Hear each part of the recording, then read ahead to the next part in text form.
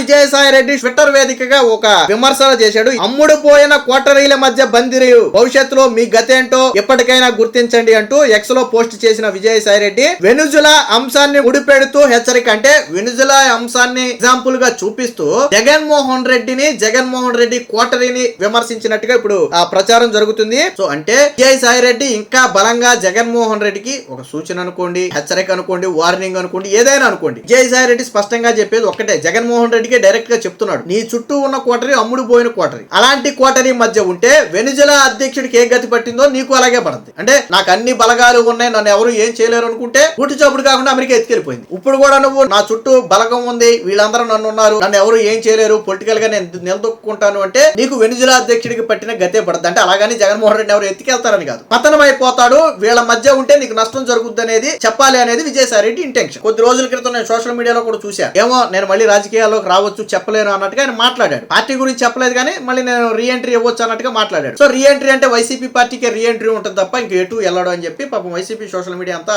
Yes boss is back అని లేకపోతే coming soon అని ఏదో రకరకాలుగా ప్రచారం చేసుకున్నాను. కట్ చేస్తే మొన్న జరిగినటువంటి ఒక ప్రైవేట్ ఇంటర్వ్యూలో ఓపెన్ గా చెప్పాడు, నాకు మనసు ఇరిగిపోయింది, నాకు వెళ్ళే ఉద్దేశం లేదని ఓపెన్ గా చెప్పాడు. ఇప్పుడు జగన్మోహన్ రెడ్డి మరొకసారి హెచ్చరించాడు. అంటే ఫైనల్ గా విజయసాయి రెడ్డి మళ్ళీ వైసీపీ పార్టీలోకి వచ్చే అవకాశం అయితే కనపట్ల.